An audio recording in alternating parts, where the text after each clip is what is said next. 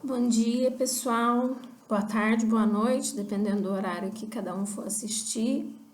Bom, essa nossa aula, ela é a revisão para a prova que vai acontecer no dia 3/5 de 2022, mas ela também é a substituição da aula do dia 12 de abril de 2022, que a gente não pôde ter a disciplina de comportamento do consumidor, terceiro período de administração. E aí eu aproveito, eu devo falar amanhã, mas também antes da prova, mas eu aproveito para dar algumas orientações sobre a prova. Então, a prova, a avaliação, vai ser composta por 10 questões. Cada questão vai ter 4 alternativas e apenas uma resposta correta, né? Uma alternativa correta. O total da prova é de 3 pontos, essa é a nossa primeira prova. Então, portanto, cada questão correta vale 0,3 pontos. É uma avaliação individual e não tem consulta, nem a nenhum tipo de material, nem ao colega. E o tempo de realização da prova é de 90 minutos, é o tempo da aula. Qualquer dificuldade a gente pode negociar isso aí, ok? Então, vamos lá. Nós começamos estudando o comportamento do consumidor, tendo uma visão geral, então, conceitualmente, o comportamento do consumidor é um estudo de indivíduos, de grupos ou organizações, e o processo que esses indivíduos, grupos ou organizações usam para selecionar, obter, usar e dispor de produtos, serviços, experiências ou ideias, para satisfazer necessidades e desejos, e o comportamento do consumidor também visa analisar o impacto que esse processo tem sobre o consumidor e a sociedade. Então, dividindo o que está escrito no conceito anterior, o comportamento do consumidor é um processo cognitivo, mas ele também é um processo motivacional, e ele também é um processo emocional. Esses processos antecedem o nosso comportamento de compra, de consumo, e sucedem o nosso comportamento. Ou seja, quando o analista de marketing vai analisar o comportamento do consumidor, ele analisa tanto o comportamento que antecede o nosso ato de comprar, de consumir, mas também aquilo que acontece depois que a gente compra, que a gente adquire um produto ou serviço. Então, o comportamento é sobre os produtos, mas também serviços. Muitas atividades de marketing, muitos produtos, eles estão alinhados, produtos e serviços, né? Como um serviço de entrega, por exemplo, de um produto que a gente compra pela internet. A entrega normalmente é um fator muito sensível quando atrasa, então produtos e serviços também estão integrados. Esse comportamento, ele conjuga materialidade, ou seja, a concretude daquilo que a gente está comprando, mas também aspectos imateriais, como as questões emocionais, por exemplo. E aí, repetindo, analisam tanto impactos no comportamento do consumidor, quanto impactos sociais e ambientais do consumo. Isso só para introduzir o que é que a gente conversou lá um mês atrás, quando a gente introduziu o comportamento do consumidor nas nossas discussões. E no que esse estudo do comportamento ajuda ao profissional de marketing que vai trabalhar com isso? Bom, estudar o comportamento do consumidor vai permitir compreender qual é o valor que o consumidor dá para aquele processo, a geração de valor, dado que o objetivo geral no processo de consumo é satisfazer os nossos desejos enquanto clientes, que é o foco das atividades de marketing.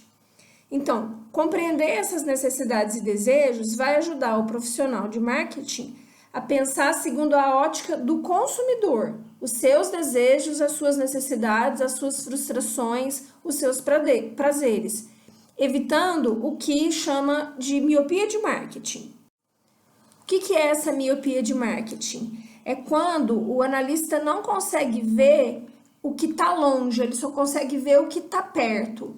O foco do míope de marketing é no produto e ele esquece de analisar o cliente.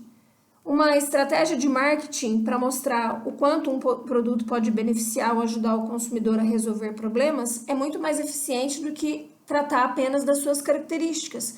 Por exemplo, se a gente vai comprar um celular, talvez a gente esteja menos interessado nas características XV2B+, a não ser que seja alguém muito específico da área de desenvolvimento e a gente deseja muito mais os benefícios, como que aquele celular vai atender às nossas necessidades, mas também ao nosso desejo de status, enfim. Então, o foco da estratégia de marketing mais eficiente é trabalhar o benefício que ajuda o consumidor a resolver o seu problema e menos nas características mais objetivas daquele produto, determinado peso, determinado material que ele, a cor, não necessariamente esses são os elementos que vão atender ou vão resolver o problema do cliente. Então, para reforçar o conceito, miopia de marketing é um apego excessivo ao produto e uma visão curta de negócio. Existem alguns caminhos que podem ser feitos para evitar essa miopia de marketing. Uma delas é a pesquisa de satisfação, para compreender o próprio comportamento do consumidor. É importante sempre observar como que a concorrência está atuando, ter como foco da empresa a atenção ao cliente, isso fazer parte da cultura da organização. É importante constantemente analisar os feedbacks, ou seja, os retornos do cliente, não achar que reclamação de cliente é apenas chatice, né? Numa reclamação de cliente, mesmo que ele possa ser agressivo na forma de se colocar, existe muita informação para a melhoria do processo organizacional e das estratégias de marketing. É fundamental acompanhar as redes sociais, inclusive porque lá também é um lugar de muitos retornos, de muitos feedbacks do cliente, e é importante que a organização e o analista de marketing estejam abertos às mudanças. Bom, a gente também viu que existem dois tipos básicos de consumidores, né? Um deles é o consumidor pessoal, seria o cliente final, o usuário final, e o segundo é o consumidor organizacional, quando a negociação entre empresas é feita de uma empresa para outra empresa. Então, o consumidor organizacional tem demandas, desejos e necessidades diferentes do consumidor pessoal final, pessoa física. Feita essa introdução sobre o comportamento do consumidor, essa introdução conceitual, a gente adentrou nas principais abordagens teóricas do comportamento. E vale lembrar que uma abordagem não substitui a outra, não é uma melhor do que a outra.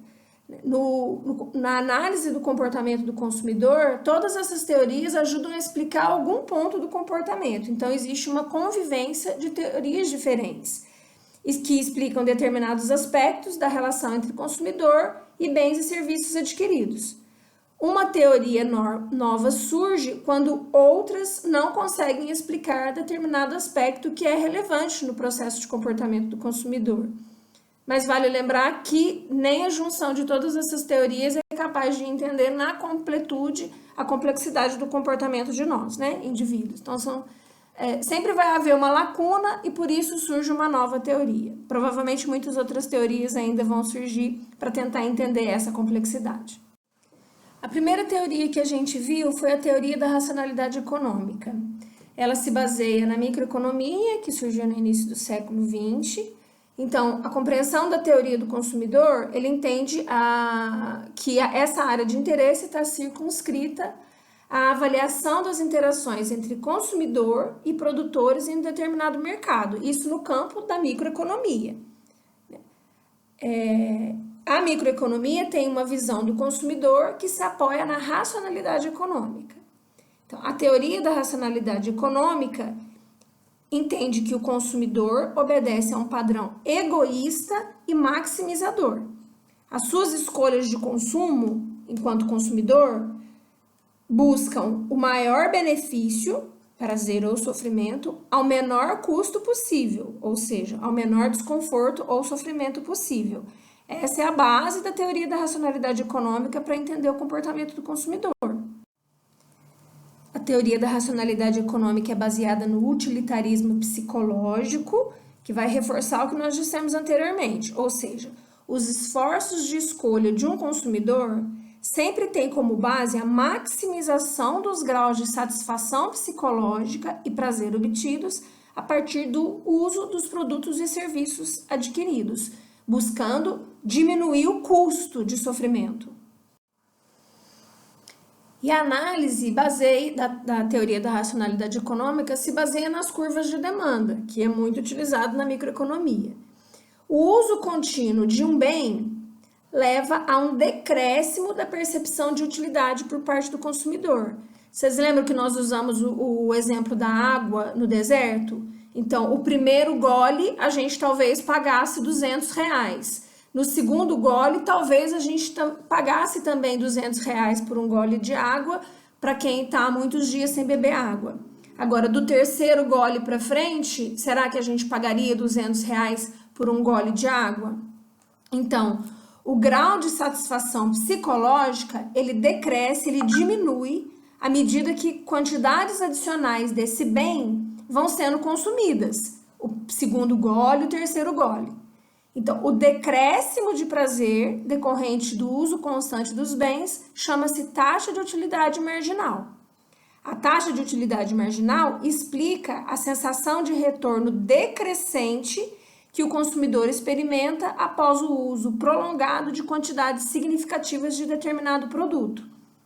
Isso vale também para quando a gente está com muita fome e a gente come, talvez a gente pague pelo primeiro prato, pelo segundo prato, mas daí para frente a gente já está satisfeito e a gente já não pagaria mais aquele valor, ou talvez já não pagasse mais porque já está satisfeito, né? Biologicamente, a gente já matou a nossa fome.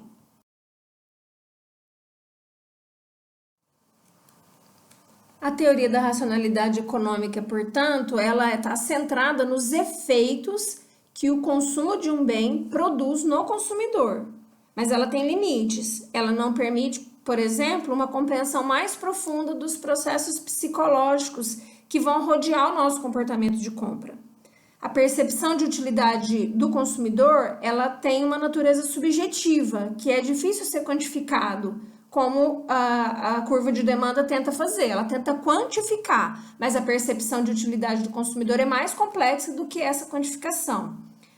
A teoria da racionalidade econômica não leva em conta também as diferenças individuais, culturais e sociais. O que, por exemplo, a gente não consegue quantificar ou medir? A gente não consegue quantificar ou medir felicidade humana, experiência de satisfação e prazer do consumidor ou fatores emocionais. Existem tentativas de tentar trazer um pouco mais de objetividade para esses elementos, mas é impossível a gente dizer 100% a quantidade de felicidade, a quantidade de experiência de satisfação e a quantidade de emoção. Para ajudar a compreender ainda mais o comportamento do consumidor, surgem as teorias psicológicas e uma delas é a teoria comportamental, behaviorismo, também chamado de behaviorismo clássico, comportamentalismo ou comportamentismo. O behaviorismo clássico, portanto, ele é uma corrente da psicologia e ele tem uma abordagem objetiva e experimental. O objetivo do behaviorismo clássico é prever e controlar o comportamento dos indivíduos, por isso experimental. Ela foi proposta por John B. Watson, que é um dos criadores do behaviorismo, e o Watson, ele propunha abandonar provisoriamente o estudo dos processos mentais, tais como pensamento ou sentimentos. O behaviorismo clássico, ele muda o foco da psicologia chamado de mentalista para focar no comportamento observável, ou seja, nos aspectos do comportamento que são passíveis de serem observados, possíveis e passíveis. O que seria então o comportamento para o behaviorismo clássico? O comportamento é qualquer mudança observada em um organismo que fosse consequência de algum estímulo ambiental anterior e que vai afetar principalmente o nosso sistema glandular e motor. Então, por exemplo, aí na imagem, o menino bate uma palma, estoura alguma coisa, assusta a menina e aquilo tem uma reação, inclusive uma reação fisiológica, né? Mas ela assusta, ela pula, enfim. Basicamente, para exemplificar, essa é a visão que o behaviorismo clássico tem sobre o comportamento. Essa é uma reação observável a partir de um estímulo ambiental. O princípio do behaviorismo, ele está modelado a partir do paradigma pavloviano de estímulo e resposta, que é chamado de condicionamento clássico. E o que isso significa? Que um comportamento é sempre uma resposta a um estímulo específico. E aí, vocês já devem ter visto, né, a caixinha de Skinner, o comportamento controlado da caixinha de Skinner, que é chamado de behaviorismo. O Watson, ele não negou a existência de processos mentais. Ele apenas argumentou sobre a inviabilidade de analisar os processos mentais de maneira objetiva naquela época. E o que seriam esses estímulos que vão influenciar o comportamento de compra? O estudo sistemático dos estímulos presentes no ambiente de consumo. Reações positivas vão criar aproximação, simpatia. Reações negativas vão criar afastamento, antipatia em relação aos produtos disponíveis. Então, se formos estimulados e tivermos uma reação positiva, nós vamos querer adquirir aquele produto ou aquele serviço com mais frequência. Se tivermos uma reação negativa, nós vamos repulsar, nós não vamos querer mais acessar, comprar daquele produto, aquele serviço ou daquela marca. Ou seja, o behaviorismo, ele considera a influência do ambiente no processo de compra. Então, a teoria comportamental, ela enfatiza o papel dos fatores ambientais e o seu limite está na não abordagem do que se passa no interior dos indivíduos, né? Então, existe um estímulo e existe uma consequência no comportamento de compra. Mas o que é que acontece entre o estímulo e essa consequência no interior do indivíduo, a teoria comportamental behaviorista não consegue explicar. Por isso, a teoria psicanalítica, ela vem tentar ajudar nessa compreensão do que se passa dentro, né? A psicanálise foi criada pelo Freud, né? É um neurologista austríaco, e ela contribui para a gente compreender o que é que acontece dentro do consumidor no momento da compra. Para Freud, a nossa mente, a mente humana, ela é caracterizada pela divisão entre uma esfera consciente e uma esfera inconsciente. Essa última, o plano do inconsciente, exerce uma forte influência sobre a primeira, sobre o plano do consciente. Então, para a teoria psicanalítica, os comportamentos expressos na consciência, nesse plano da consciência, são uma expressão distorcida de desejos recalcados que estão localizados no nosso inconsciente. O significado de um comportamento ou de uma atitude, o significado, ele não deve ser buscado no plano do consciente, mas nos motivos ocultos situados no plano do inconsciente. O consumo é uma expressão de desejos inconscientes, considerando que o indivíduo projeta nos produtos os seus desejos, as suas expectativas, as suas angústias e os seus conflitos. E é isso que a psicanálise ajuda a compreender no processo de compra. Uma outra contribuição da teoria psicanalítica para compreender o comportamento do consumidor são os conceitos de id, ego e superego. Então, o id, ele concentra todos os nossos impulsos mais animais e antissociais, o que o Freud chamou de movimento de expansão. Então, ele vai dizer para a gente, faça, faça, faça, faça, faça. O superego é onde se encontra o extremo oposto, é onde estão todas as censuras que a gente viveu ao longo da vida, chamado de movimento de contração. E ele vai dizer, não faça, não compre, não compre, não compre. E o ego é o executivo, ele vai determinar como o indivíduo vai procurar a satisfação das nossas necessidades. Se o ego pudesse falar, ele diria, vamos pensar mais sobre isso e ter certeza de que não vamos nos machucar enquanto obtemos o que a gente quer. Você se lembra do exercício que a gente fez? Então, por exemplo, um iPhone, que é um objeto que expressa muito status, é um objeto muito caro, mas para as pessoas que gostam, elas vão comprar. E o id delas vai dizer, compra, compra, compra, compra, compra. E aí a gente usou um outro exemplo que vocês deram, como, por exemplo, comprar animais. Então, comprar animais ou para alguém que não concorda que um animal possa ser vendido. Ou comer carne na Sexta-feira da Paixão para as pessoas que são católicas, né? Elas podem ter muita vontade de fazer isso, Elas podem passar por uma loja e ver um cachorrinho maravilhoso e se apaixonar por isso, mas no campo dos valores dela, o superego vai dizer não faça isso, não faça isso, não faça isso, o movimento de contração.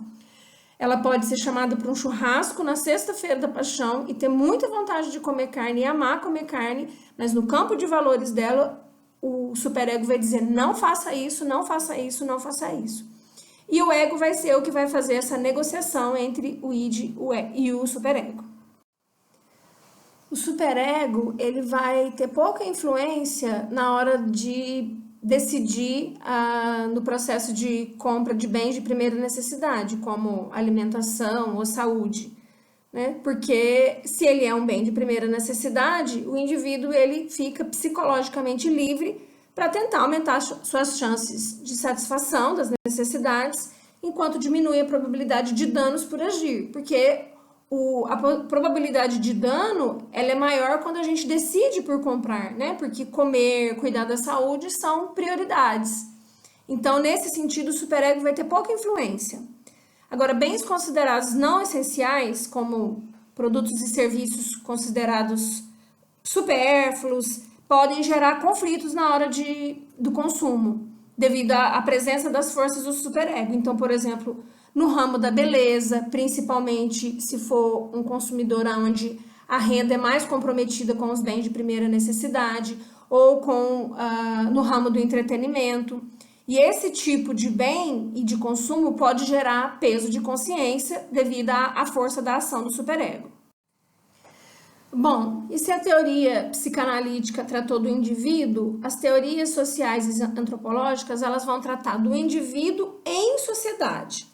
Então, tanto a antropologia cultural, quanto a psicologia e a sociologia, elas se ocupam do estudo do ser humano inserido em seu meio cultural.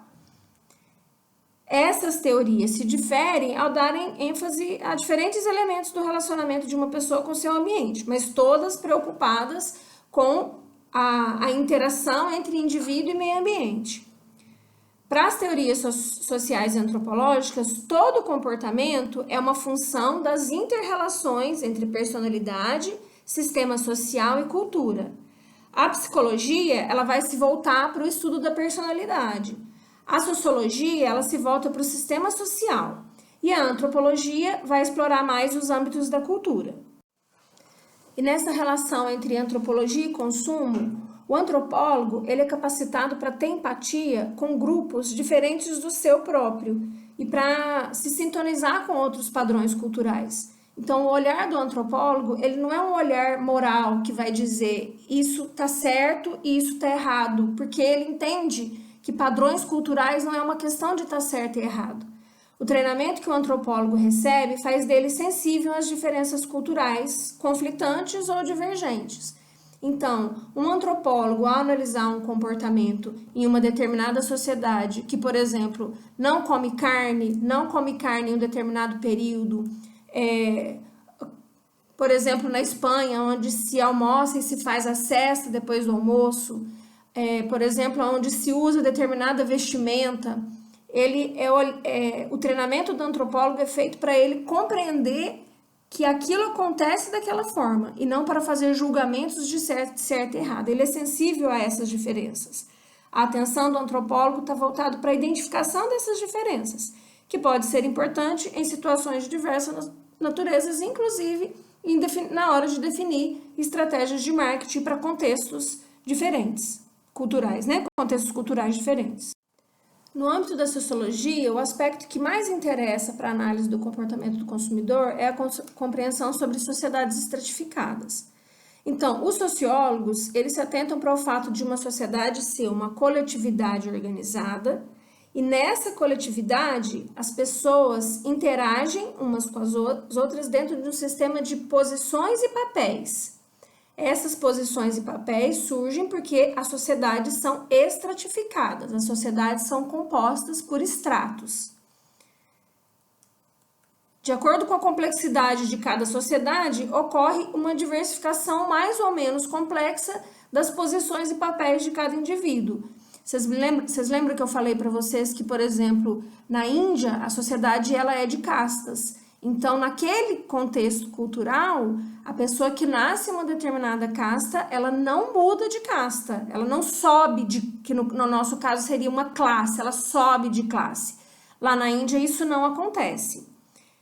Essa diversificação é a classe social, que é diferente de lá da Índia, né? Ela é a classe social, que é fortemente relacionada com os padrões de consumo. Um indivíduo que pertence a uma determinada classe social, ele tende a comprar os mesmos produtos nos mesmos lugares e os indivíduos dessa mesma classe social têm padrões de comportamento semelhantes, comprando mais ou menos os mesmos produtos também nos mesmos lugares. O raciocínio em termos de processo decisório e comportamento ao comprar são semelhantes, sejam coisas necessárias ou supérfluas. Come-se, veste-se e habita-se de modo semelhante, em lugares semelhantes, com estéticas semelhantes, com preços semelhantes. São infinitas as variáveis que fundamentam a estratificação social e formam um agrupamento particular em um dado momento histórico, em uma dada sociedade. Essas variáveis determinam o que se chama de status. Então, status é uma posição que o indivíduo ocupa em seu grupo ou subgrupo. Ele pode ser percebido, por exemplo, pela ocupação. E aí nós falamos em sala de aula, por exemplo, uma ocupação que representa um status é a profissão de médico, né? Então, no nosso imaginário, por causa do contexto da nossa sociedade, quando a gente fala de médico, a gente já imagina que é uma pessoa que tem uma vida econômica de um padrão mais alto. Também um outro determinante pode ser o desempenho pessoal, ou seja, ganhos ou confiança na qualidade do trabalho executado. Então, de alguma forma, no nosso imaginário, quem tem ganhos maiores tem maior status social. Quem tem uma qualidade no trabalho tem maior status social.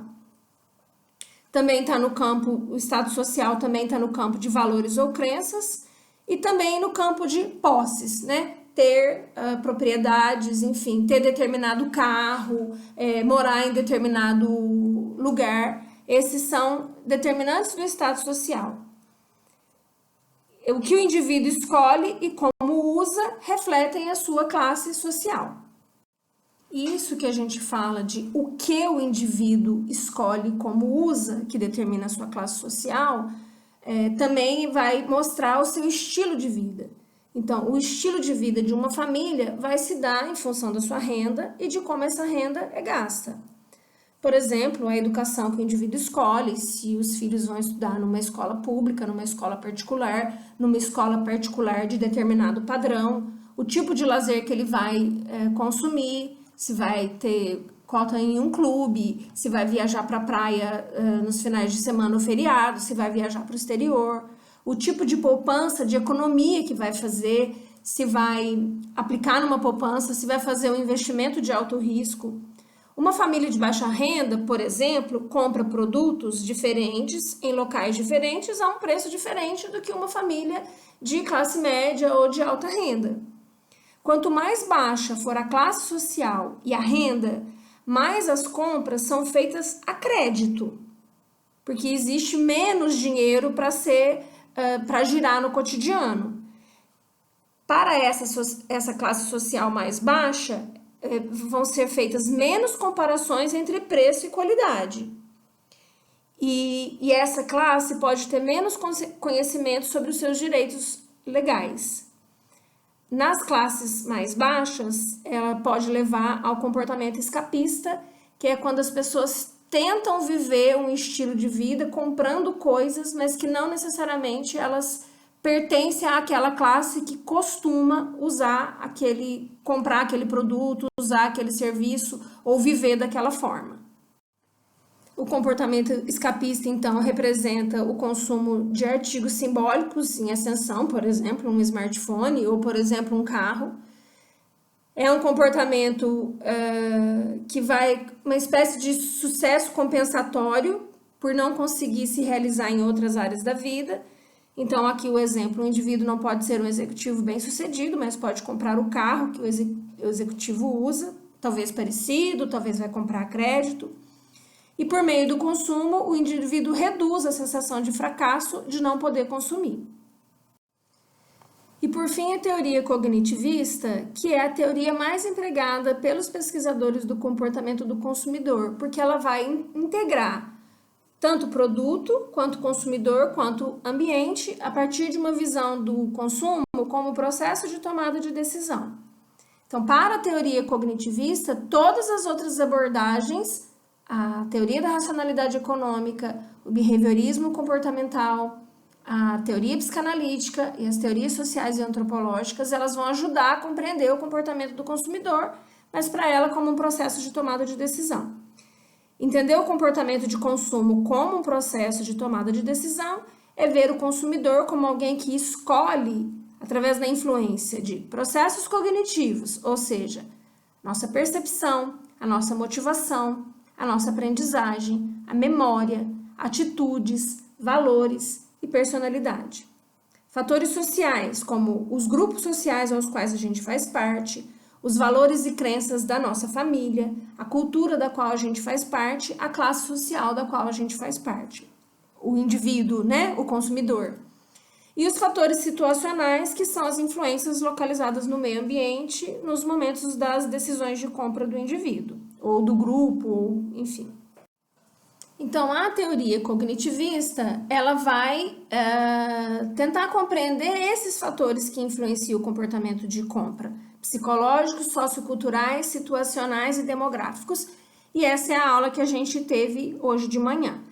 Para a prova, nós vamos delimitar até os fatores psicológicos e deixar os outros fatores com o restante das teorias, da sequência dos estudos do comportamento do consumidor para a última prova. Ok? Então, nós vamos nos atentar para os fatores psicológicos, que vai envolver percepção, motivação, personalidade, atitude, estilo de vida, enfim, nós vamos falar de novo o que a gente comentou hoje de manhã. Então, o que são os fatores psicológicos? É o conjunto das nossas funções cognitivas, ou seja, das nossas funções do pensamento, das funções conativas, ou seja, relacionadas ao nosso comportamento, e das funções afetivas relacionadas aos nossos sentimentos no processo de compra. Nesse nível psicológico, o consumidor é visto de maneira isolada e ele é visto como alguém que toma decisões baseadas nas suas características psicológicas. Os fatores psicológicos envolvem o estudo da percepção, da aprendizagem, da memória, das atitudes, dos valores, das crenças, da motivação, da personalidade e dos estilos de vida dos consumidores. E é isso que a gente vai ver daqui para frente. E o que é a percepção? Ela é um conjunto de processos psicológicos pelos quais as pessoas elas reconhecem, organizam, sintetizam e dão significados às sensações recebidas. E como que essas sensações são recebidas? A partir dos estímulos ambientais que são captados pelos nossos órgãos dos sentidos, né? Visão, audição, paladar, tato e olfato. Isso é o conceito de percepção. A percepção, ela não é um processo de recepção passiva desses estímulos, porque ela conta com o envolvimento ativo do indivíduo, uma vez que o resultado final é a atribuição de significado.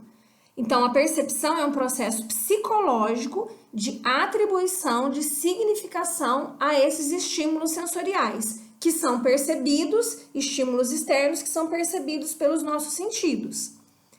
Esse processo é direcionado tanto pelo sistema de crenças e valores do indivíduo, quanto pela cultura e pelo contexto situacional. Ou seja, quando a gente recebe esses estímulos, por todos esses campos sensoriais que nós temos, o significado que a gente dá também vai ser transpassado pelo nosso sistema de crenças e valores, quanto pela cultura, quanto pelo contexto que está acontecendo ali daquela situação.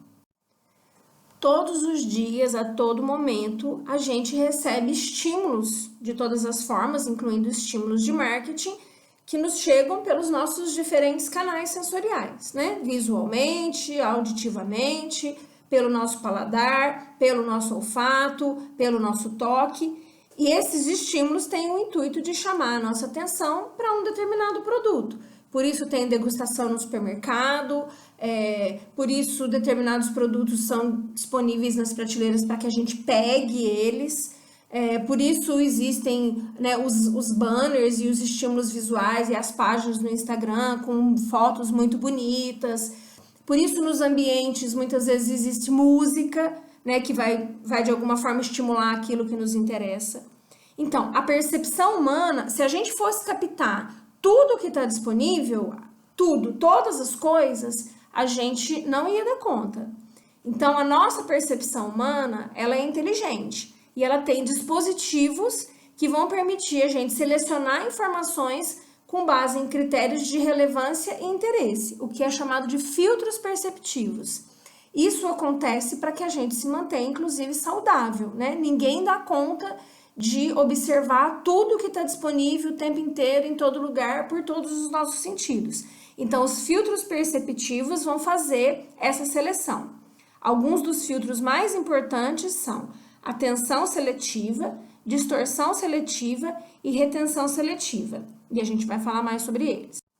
A atenção seletiva é a nossa capacidade, enquanto ser humano, de selecionar as informações que nos são submetidas. Então, a todo tempo, nós recebemos muitas informações e a atenção seletiva vai selecionar algumas delas. Os estímulos de marketing, eles precisam ser capazes de mobilizar a atenção do consumidor, reduzindo a chance desse consumidor de descartar aquela informação. Se ele descarta aquela informação, ele não vai acessar, desenvolver desejo por um determinado produto, por um determinado serviço. Uma das técnicas mais utilizadas vai explorar formato, tamanho, cor, posição dos produtos a partir da criação de embalagens. Os perfumes, por exemplo, fazem isso muito bem. E a concepção da atmosfera do ponto de venda, como, por exemplo, uma estética agradável, uma música agradável, um cheiro agradável, para tirar partido da intenção de compra. Quando a técnica utilizada funciona, significa que ela teve um efeito positivo sobre a nossa atenção, aquela informação, portanto, foi selecionada pela gente. Mas é mais provável que a gente perceba os estímulos relacionados a uma necessidade presente que a gente tem. Então, quem, por exemplo, nunca tinha prestado atenção em modelos de carro ou em carros que estão com placas de vende-se, mas quando passou a querer comprar um carro, começou a ver frequentemente os carros que estavam à venda. Ou você tem interesse de alugar não tinha até então interesse de alugar uma casa, então nunca observou isso, mas quando você passa a ter o interesse em alugar uma casa, você começa a observar que existem casas para alugar em um determinado local. Então, se desejamos comprar um automóvel, provavelmente prestaremos atenção nos carros de rua, anúncios e reportagens sobre automóveis. Também prestaremos mais atenção em conversas sobre automóveis. Se de repente, até o dia anterior, a gente não tinha pensado em comprar um carro, alguém pode ter conversado sobre carro do nosso lado e a gente não prestou atenção. Aquela informação não foi selecionada, mas uma necessidade atual, se a gente é estimulado, vai levar a nossa atenção até aquela informação. Bom, então a gente também tem a distorção seletiva, que é a tendência que os consumidores têm de interpretar as informações dando-lhe um significado pessoal, de modo que se adapte aos seus pré-julgamentos. Ou seja, a informação que é passada não é exatamente a informação que a gente recebe. Há uma distorção na hora de interpretar essa informação. Ela se relaciona com as nossas percepções prévias a respeito de uma marca, por exemplo. Então, se a gente recebe uma informação sobre uma marca da qual a gente já teve uma experiência, a nossa interpretação e o significado que a gente dá àquela informação vai ter a influência dessa experiência anterior e o do nosso pré-julgamento. A nossa interpretação, ela reforça as nossas pré-concepções, ao invés de contrariá-las. Ou seja, se a gente teve uma experiência ruim, a informação que chega da marca, mesmo sendo positiva, nós vamos distorcê-la para encaixar nas nossas percepções, ao invés dela conseguir nos convencer de que aquele nosso pré-julgamento está errado. A distorção seletiva deve ser levada em conta nos esforços de construção da marca. Ela tende a beneficiar as marcas que já são consolidadas. E uma demonstração concreta disso são os testes cegos. Por exemplo, você coloca bebidas, cervejas, escondendo os rótulos. E a pessoa experimenta, ali ela tem uma resposta. Quando a marca é desvendada, a resposta nem sempre é a mesma, né? Quando ela vê a marca, se ela tem uma boa experiência, ela teve uma boa experiência, ela tende a responder positivamente. E se ela teve uma má experiência, ela tende a responder negativamente, independente do sabor que ela sentiu naquela experimentação. Então, por exemplo, se eu estou decidido, fortemente inclinada a comprar uma Smart TV da Samsung, provavelmente eu não vou levar em conta se alguém me trouxer informações negativas que vão invalidar aquele modelo ou aquela marca. Eu já tenho uma pré-concepção e as informações que eu vou selecionar, a interpretação e o significado que eu vou dar vai ser para reforçar os elementos positivos que eu já tenho sobre ela. E por último, a retenção seletiva, que é muito próximo à distorção seletiva. As pessoas esquecem mais do que aprendem. A gente recebe um volume de informações muito grande e a gente tem mais capacidade de esquecer essas informações do que de aprender. Mas a nossa tendência é reter as informações que interessam naquele momento e que vão reforçar as nossas atitudes e crenças. Então, a retenção seletiva é semelhante à distorção. Ela se refere à nossa propensão de armazenar estímulos sensoriais que vão reforçar os nossos sistemas e valores. A gente vai lembrar de pontos positivos de produtos que mais gostamos e vamos esquecer o concorrente. O nosso cérebro nunca vai conseguir reter todas as informações que a gente recebe. Então, tanto no exemplo da compra do carro, quanto da Smart TV, nós, consumidores, vamos reter no sentido de guardar e lembrar das nossas percepções positivas sobre determinada marca. E não vamos nos atentar para informações positivas sobre outras marcas, porque aquilo já está no nosso campo de valor. Por isso é muito mais difícil você inserir uma nova marca no mercado concorrente do que você ser o iniciante daquela marca. Se você é o iniciante e a sua marca se consolida, é muito difícil quando o concorrente vem, porque ele tem que desconstruir a imagem e as experiências positivas que a sua marca já desenvolveu. Um outro fator psicológico que influencia o comportamento de compra é a motivação. A motivação é um estado de tensão psicológica que antecede a ação e prepara o indivíduo para a ação.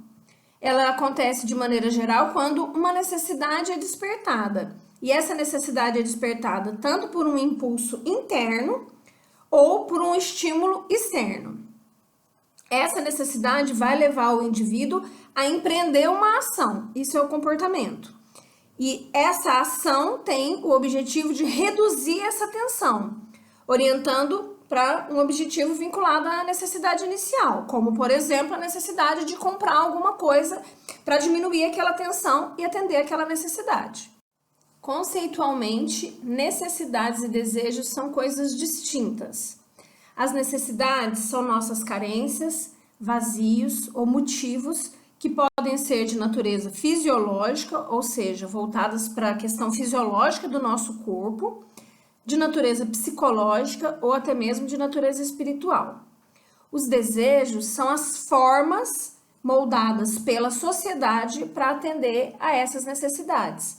Então, por exemplo, se nós temos necessidade de aceitação dentro de um grupo, a sociedade pode dizer que uma pessoa que tem iPhone, ela vai ser aceita naquele determinado grupo. Então, o iPhone é o objeto que vai despertar o desejo e atender a essa necessidade, a essa carência, a esse vazio, que é de ordem psicológica. Segundo Pinheiro e outros autores, o marketing ele cria desejos, mas ele não cria necessidades. As necessidades são o fundamento sobre o qual os desejos são construídos. Mesmo uma necessidade fisiológica, como por exemplo a gente estar com fome, não necessariamente vai ser atendida pelo simples fato de acabar com a fome. Quantas vezes a gente já fala assim, eu tô com vontade de comer uma coisa, né? É alguma coisa que a gente quer comer, não é necessariamente matar a fome. E é também fome, mas é mais do que isso.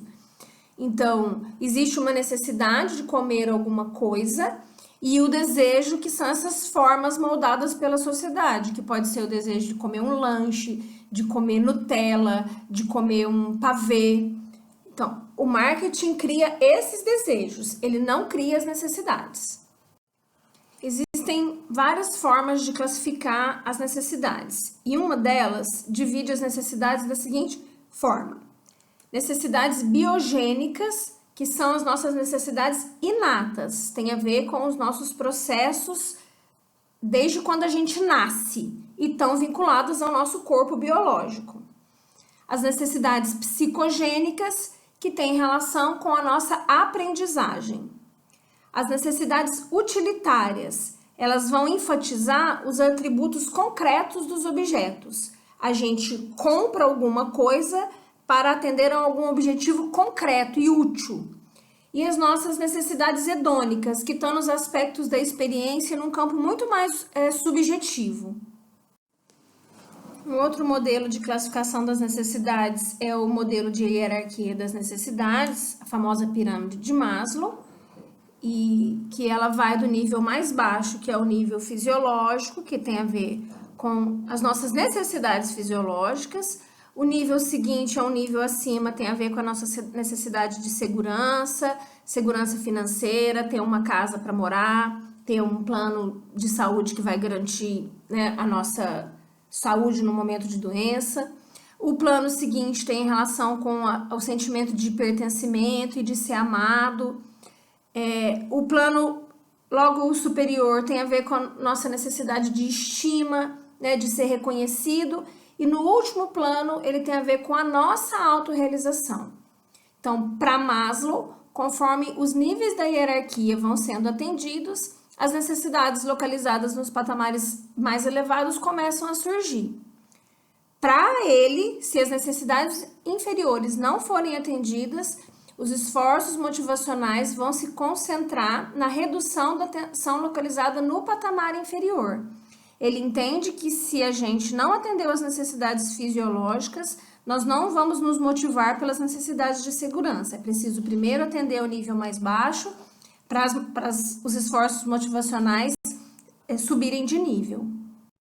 Outros dois fatores psicológicos que vão influenciar o processo de compra é a aprendizagem e a memória, que fazem parte das teorias comportamentais.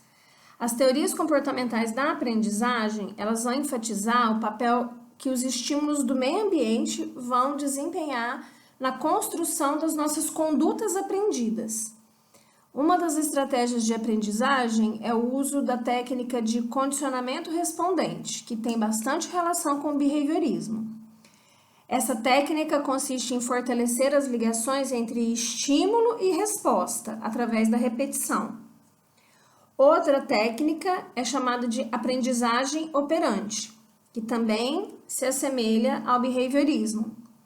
O comportamento aprendido é consolidado por meio do uso de reforçadores. Esses reforçadores são estímulos localizados no meio ambiente que têm a capacidade de interferir na frequência de aparecimento de um comportamento. Vocês vão entender melhor no próximo slide. Um reforçador positivo é um estímulo que aumenta a frequência de surgimento de um comportamento. Por exemplo, um produto que satisfaça as necessidades de um consumidor vai se tornar um reforçador positivo, levando esse consumidor ao aumento de sua intenção de compra. Outro exemplo, um atendimento de qualidade, que é uma boa experiência para o consumidor, vai se tornar um reforçador positivo, levando aquele consumidor ao aumento da sua intenção de compra naquela loja e ou daquele produto. Outro exemplo, um cheiro agradável em um determinado ambiente de compra. Ele vai se tornar um reforço positivo para aquele consumidor, levando ele ao aumento da intenção de compra daquele produto e naquele lugar, para que essa experiência positiva se repita. O reforço negativo vai acontecer quando uma resposta que foi aprendida, ela é gradualmente extinta, a partir da eliminação de um estímulo. Por exemplo, um produto que tinha uma comunicação com o consumidor, ele vai sofrer uma diminuição. Um produto cuja comunicação com o consumidor sofre uma diminuição. Ele tende a ser esquecido e substituído por um produto similar. Então, existe um produto e neste produto existe uma comunicação frequente com o consumidor. O consumidor aprendeu essa resposta de comunicação. Se a comunicação é extinta, há um reforço negativo. O consumidor vai tender a esquecer aquele produto. Vamos pensar na qualidade do atendimento. Aquele consumidor compra aquele produto naquela loja porque aquele atendimento é agradável a ele, era um reforçador positivo e ele aprendeu isso. Quando este atendimento passa, por exemplo, a não existir, o produto é o mesmo, mas a loja agora, ela é de autoatendimento. Você vai lá, pega o produto e compra. Então, ele não tem mais o estímulo que ele aprendeu. Então, provavelmente, este produto e aquela loja vai ser extinta do comportamento do consumidor. A punição, que é diferente do reforço negativo, ela é um estímulo dado após a ocorrência do comportamento, que vai produzir um efeito aversivo no indivíduo. No caso da caixinha de skinny, é quando o ratinho tenta pegar alguma coisa e ele leva um choque. A insatisfação do consumidor com determinado produto após a sua compra vai gerar um efeito de esquiva, de fuga, levando-o a buscar produtos substitutos que compensem o prejuízo sofrido. Se ele fez uma compra e a experiência foi ruim, ele entende que isso é uma punição e ele não vai mais adquirir aquele produto, tentando buscar substitutos para aquele produto, para aquela experiência, para compensar o prejuízo sofrido. Se as teorias comportamentais vão enfatizar os estímulos do ambiente, as teorias cognitivas da aprendizagem, elas vão enfatizar o papel dos processos mentais na produção de condutas adquiridas, aprendidas no decorrer da experiência. Para as teorias cognitivas, a interferência da memória é fundamental na consolidação dos conteúdos aprendidos. A atuação conjunta entre aprendizagem e memória vai levar à consolidação de hábitos de consumo, que é fundamental para compreender os processos de lealdade e envolvimento dos consumidores com os produtos. Um outro fator psicológico que influencia no comportamento do consumidor são as atitudes. As atitudes são predisposições, sentimentos, tendências relativamente consistentes de um indivíduo quanto a uma determinada situação ou objeto. Por se tratar de uma predisposição para a ação, a atitude é uma referência para que o consumidor avalie um produto de maneira positiva ou negativa, proporcionando a proximidade ou afastamento dele em relação ao produto. A atitude é um julgamento. Para os psicólogos cognitivos, as atitudes são compostas por 3 elementos: nossas crenças, que está no campo dos nossos pensamentos, nossos afetos, está no campo dos nossos sentimentos, e nossas intenções de comportamento, que são as nossas prováveis ações. Depois de instalada uma dada atitude, a mudança vai exigir uma reestruturação do nosso sistema de crenças e valores, o que pode significar um processo árduo, dependendo da atitude em questão. Uma mudança de atitude, ela vai iniciar quando as situações apontarem para uma incoerência entre os nossos pensamentos e os nossos julgamentos, o que é ilustrado pelo que se chama de dissonância cognitiva. Então, a dissonância cognitiva é um estado de tensão psicológica vivenciado por uma pessoa em face de 2 crenças antagônicas ou excludentes. que vai levar a um ajuste de pensamento a fim de garantir a integridade e a coerência dos sistemas de valores e crenças do indivíduo. Vamos aos exemplos. Um exemplo de dissonância cognitiva é estacionar na vaga de portadores de necessidades especiais, mesmo sabendo que é proibido. Então, ele pode estacionar nessa vaga e não haver conflito entre seus pensamentos e seus julgamentos.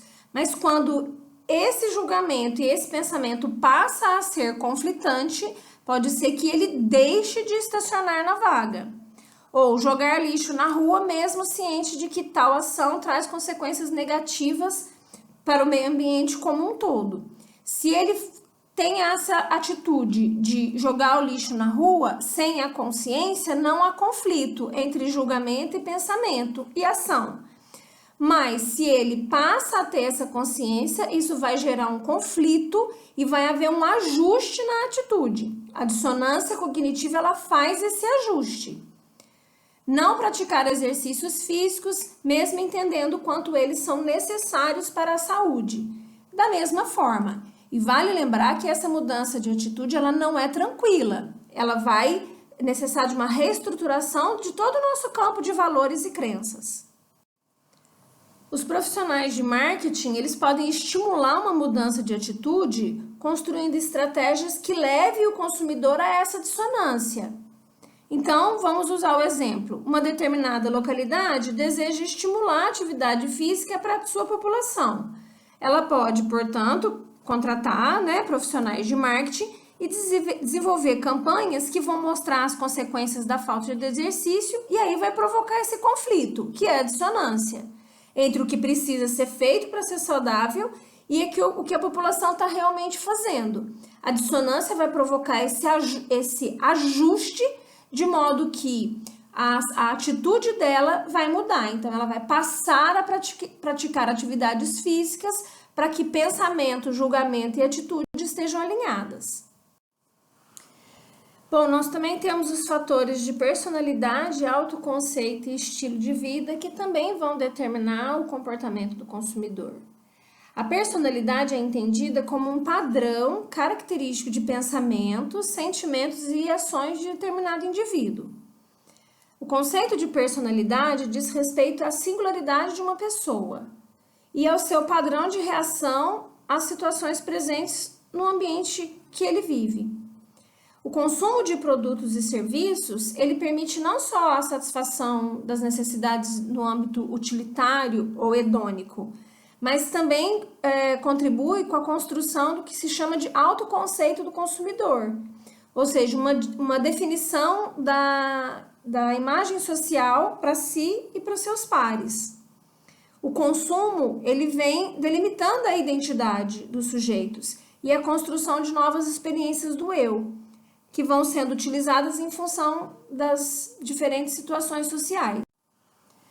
Alguns valores que são reforçados em nossa sociedade, como por exemplo a beleza, o sucesso e a saúde, eles não só reorientam a personalidade do consumidor, mas também vão permitir um posicionamento competitivo na busca por alcançar esse status, essa beleza, esse sucesso social. Os profissionais de marketing precisam estar atentos às características de personalidade dos consumidores e para provocar estímulos de marketing que vão reforçar o autoconceito mediante a compra de produtos. Além da personalidade do autoconceito, o fator de estilo de vida também é muito utilizado no que tange às formulações de estratégias de segmentação de mercado consumidor. O estilo de vida diz respeito às maneiras pelas quais os consumidores vão escolher gastar os seus recursos, tempo e dinheiro. Além disso, também como seus valores, gostos e preferências refletem nas suas escolhas de consumo. Bom, os elementos centrais que são importantes que vocês saibam para fazer a prova estão nesses slides. Qualquer dúvida pode entrar em contato comigo. Bons estudos e boa prova para todo mundo!